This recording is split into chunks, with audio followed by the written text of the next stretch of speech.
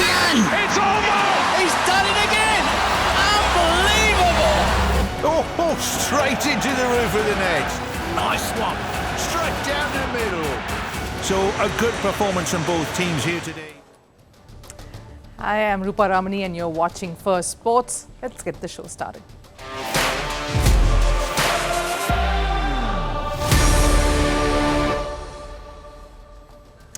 On the show today, England cricket team have come under severe criticism after a 3-0 whitewash to India in the ODI series that just concluded. Former cricketers ask if they disrespected India and these matches. What are some of the England players saying? I'll get you more on this. Saudi Arabia announces there will be no alcohol at the FIFA World Cup in 2034. What does this mean and how will it impact Saudi? Will a no alcohol football World Cup really work? And there was mayhem at the Merseyside Derby, the last game at Goodison before the venue shifts. Red cards and chaos marked the game featuring Liverpool, all the drama from the farewell that turned sour. But first, a look at the headlines on Sports 360. We'll start with cricket. Pakistan beat South Africa by 6 wickets in the final group stage match of the Tri-Nation Series, a game that saw fiery exchanges between players of both sides. South Africa posted 352 on board. Hundreds from Mohammad Rizwan and Salman Ali Agha ensured Pakistan completed their highest run chase. Their previous best was 349, which came against Australia 3 years ago. Pakistan now plays New Zealand in the final tomorrow. Over in the IPL, Bengaluru franchise announced Indian batter Rajat Patidar as their next captain for the 2025 season. There were speculations on former captain Virat Kohli taking up that role once again, but reports emerged that Kohli himself opted out of captaining the side and welcomed Patidar as the new captain instead. On to football, Bayern Munich beat Celtics in the first leg of the Champions League playoffs. Harry Kane's second half goal helped the German side beat Celtics 2-1. Kane has now scored 29 in 29 outings for Bayern this season. On to tennis. US Open mixed doubles champions Sara Errani and Andrea Vavasori have expressed their frustration over US Open's new format. The athletes feel it disrespects the mixed doubles players. The year's last Grand Slam has reduced the number of teams from 32 to 16. The mixed doubles event will also take place a week prior to the singles draw. In Formula One, the Democratic Republic of Congo has urged Formula One to end their talks with Rwanda over potentially hosting a Grand Prix in the future. This comes as the two African neighbors remain mired in armed conflict. South Africa was the last African nation to host a Formula One race, and that too in 1993.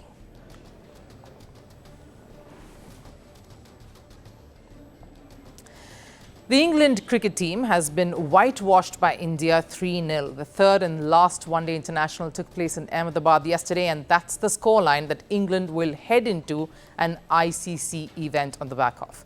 A whitewash. Now, this series was the perfect warm-up for both these teams before an ICC tournament that will have the ODI format and will be played in the subcontinent. Similar conditions and similar kind of pitches to really play on. So the perfect platform to tweak anything that wasn't working and fine-tune all the chinks that come before an ICC event. You are then prepared because you took the time during a bilateral series to iron out your flaws. But maybe that's not what some of the English players really saw this series for. Many of the things some of their players said and the way they went about their business during the series in India painted a completely different picture. First up, let's hear what one of their seasoned players, Ben Duckett, said about the loss. We have come here for one thing, and that is to win the Champions Trophy. If we lose 3-0 to India, I don't care as long as we beat them in the final of the Champions Trophy. Now, he probably thought he was being sharp, cheeky and a little witty there by saying that England has its eyes only on the big prize, which was the Champions Trophy. But the messaging of this is England did not really care about their series against India. Playing India was just a formality and they did that. That's the kind of messaging this soundbite of Ben Duckett sent out. And it isn't really only this. How England went about their practice sessions or what they focused on during the series has now come under the scanner. From what I've heard, England have had just one net session this entire trip, if not any. If you're not prepared to do the hard yards, you're not going to improve. Former India cricketer Ravi Shastri during commentary said that the England players only indulged in one solid training session. Joe Root was the only consistent one in the nets. The rest apparently not so much. Former England cricketer Kevin Pietersen was livid when he heard this. He in fact has blasted the England squad for disrespecting India and not really valuing this series much. You can't come into the subcontinent, keep making the same mistakes, and then decide I'm not going to practice. There's no one English player that gets on the plane tomorrow and say they gave their best to win for England. And that for me is sad. Of course, when a matter of discipline comes under question, many other instances, of course, will pop up. Like this one on your screens, England players choosing to go golfing instead. Like Tom Banton, who flew in from Dubai ahead of the third one-day international and decided to play golf instead of practicing. You get paid to score runs. You get paid to win games of cricket. You don't get paid to play golf. This isn't a golf tour. This is a cricket tour. The England squad is being slammed for their casual, uncaring approach to a series that is in fact a build-up to an ICC event. Caught in the middle of all the rage, Captain Jos Buttler tried to maintain some calm, saying he backed their approach, that their laid-back approach, or at least what seemed to be that, was being misinterpreted to being lazy, that they do have a plan and it is just that it was not well executed in the series. We obviously try to create a really good environment, but don't mistake that for a lazy environment or a lack of effort. The guys are desperate to perform, do well, and improve. Now, when was the last time England's intent, or the lack of it, was questioned at an ICC event? Well, that's right. It was the World Cup, the ODI World Cup in 2023 that took place in India. They crumbled to Afghanistan. They were called out on their lack of performance as well. But if you'd have told me that a team that has, the likes of Johnny Bairstow, Joe Root, Ben Stokes, Jos Buttler, Adil Rashid, Chris Wokes, et cetera, in it was going to play or was going to, perform so spectacularly badly, I would have said you were absolutely off your head. It has been, they've sort of lurched from one bad performance to another. They somehow managed to qualify for the Champions Trophy, and this bilateral against one of the top contenders for that was key for England to prepare, especially after a 4-1 drubbing in the T20 series that preceded this. Here's what the internet, many of you, thought of England's performance.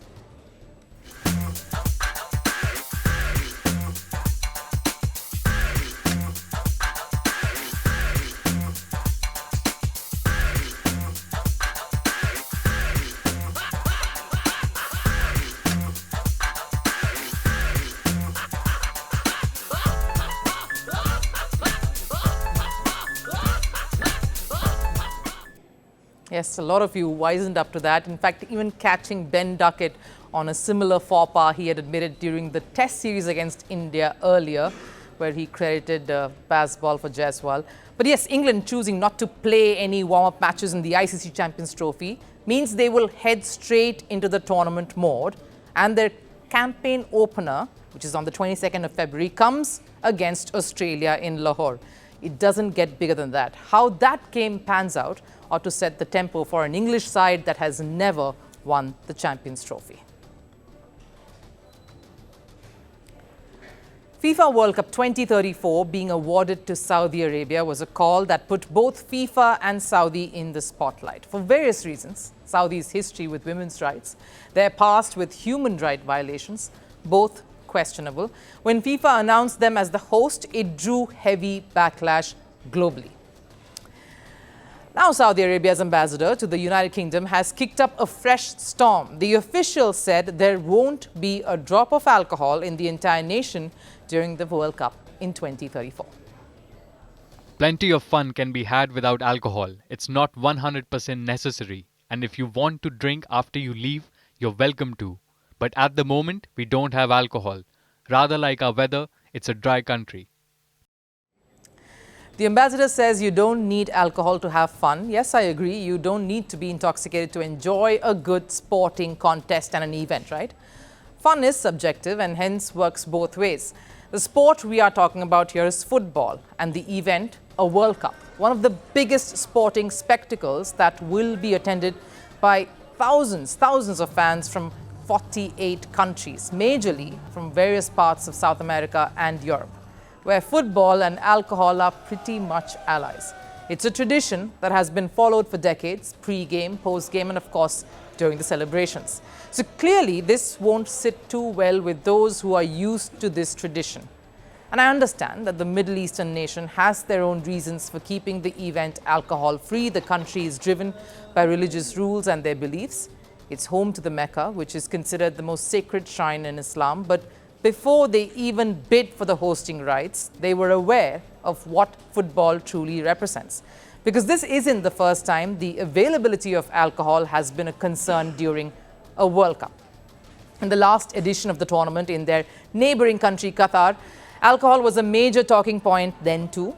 Just like Saudi, Qatar too, an Islamic nation, back then the decision was to allow the sale of alcohol, and it was taken just 2 days before the tournament opener.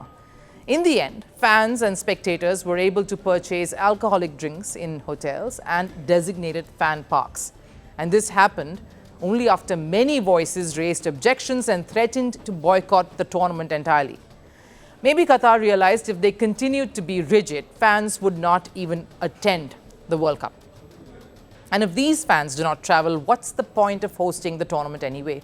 Football's biggest component is the fans, the atmosphere they bring, the monies they contribute to. Of course, the same goes for Saudi.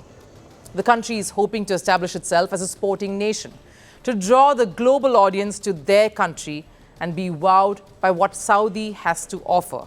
And this is sports tourism. And tourism comes with certain ancillary components.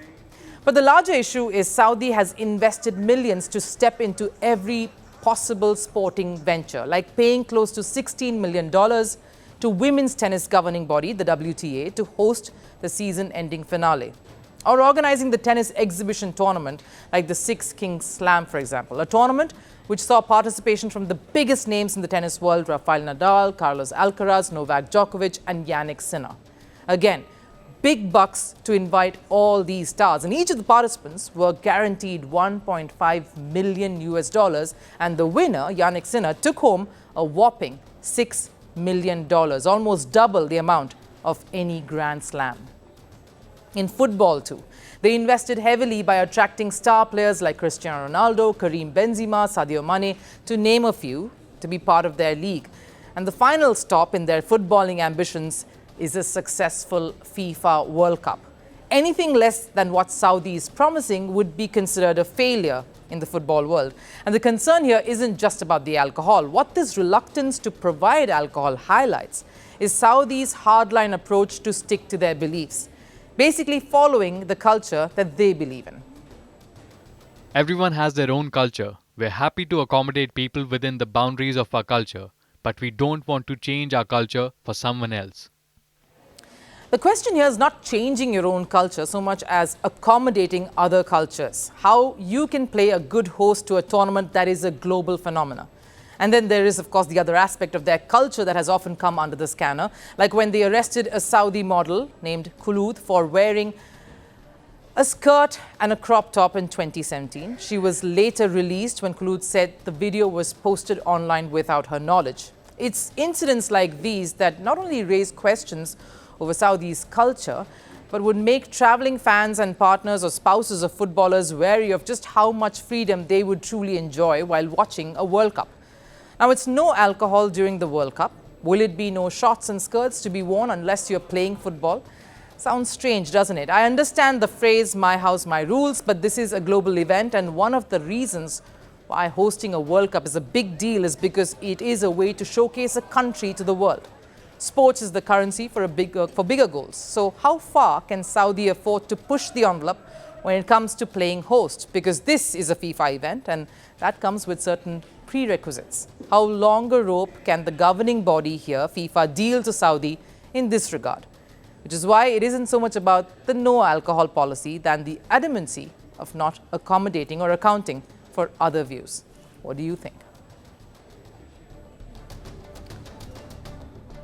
Everton said goodbye to Goodison Park. The Merseyside Derby was staged to draw curtains on the iconic venue, a venue that has been Everton's home ground since 1892, hosting 120 games.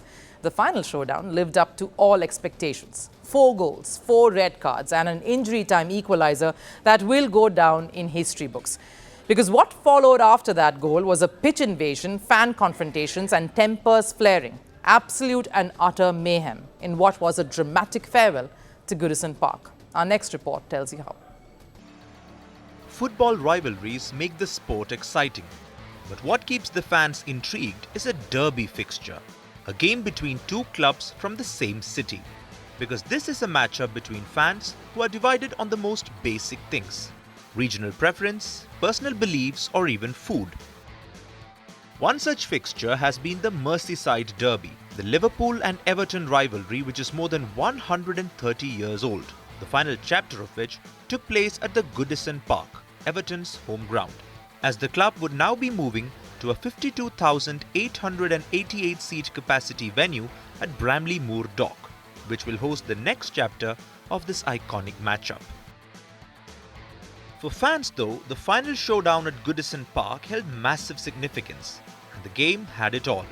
Last-minute drama, pitch invasion, players involved in a brawl, 4 red cards and a goal at the dying moments to salvage a draw. It was mayhem, a dramatic tribute to the grand old lady, a name fondly given by the locals. Well, let's be fair, it was mayhem all game. It was a bit of an old-fashioned throwback in some ways. The place was boiling hot all night here, emotional, incredible atmosphere inside the stadium. Goals from Alexis McAllister and Mohamed Salah had all but sealed the game in Liverpool's favour, but 8 minutes into injury time, Everton captain James Tarkowski secured a dramatic 2-2 draw, leading to Everton fans invading the pitch to celebrate the goal.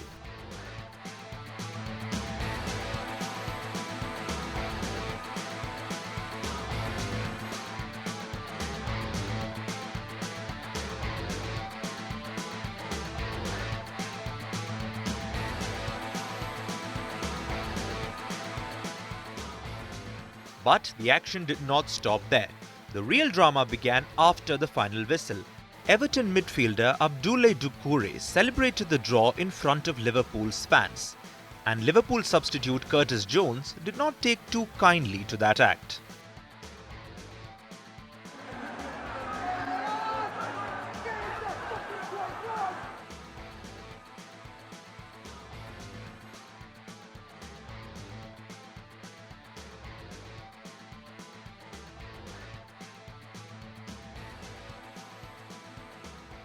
I think Abdoulaye Doucouré wanted to provoke our fans.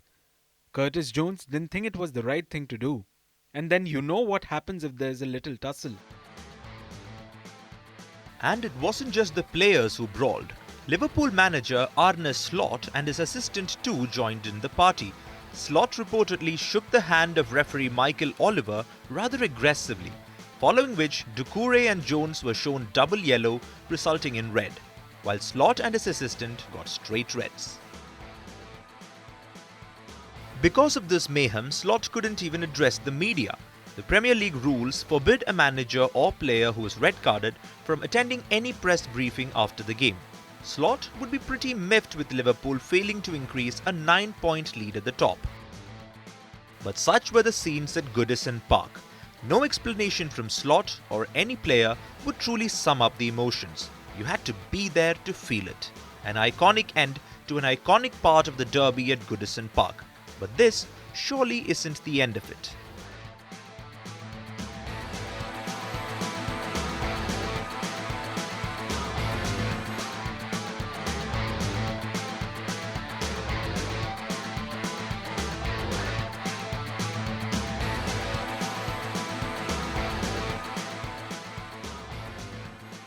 Liverpool fans took a jibe on Everton for failing to win anything since their FA Cup triumph in 1995. Maybe the new stadium will bring some luck, but one thing is for sure, the old rivalry will continue. Time for last serve. Is snowball fight really a competitive sport? Well, Japan surely thinks so. A city in the country hosted the 35th edition of Sports Yukigassen, a snowball fight. And guess what? The governing body hopes to take this event to the Winter Olympics. Take a look.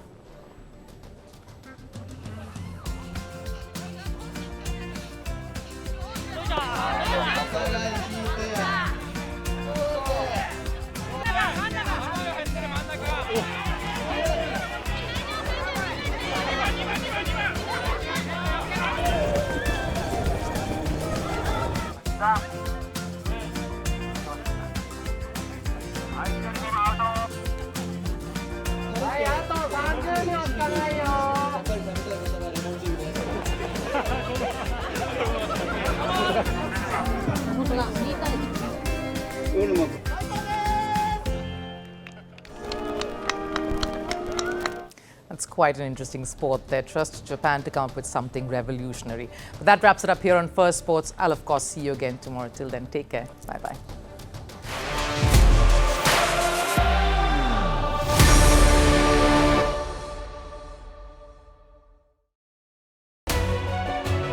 We're calling the show Vantage. We hope you like what we've put together for you. Touted as the minimum defense from that video. India's neighbours were the first to send the special edition of Vantage live from the White House throughout the state. Hindu Mandir we're on our way to Tel Aviv. Pretty measure, but it's also the perfect way to drive. I don't think that Prime Minister of Bhutan, Sherin Tagwe. Welcome to 60% of the world's office. Prime Minister Modi did the iron. We were actually How are you doing? How do you like? It's been 1 year since that meeting. Iron bars separate you from the outside. Out the vote effort. Trump had, it says, and at $4.3 trillion. 300 billion by 2030. That's what we need to tackle climate change.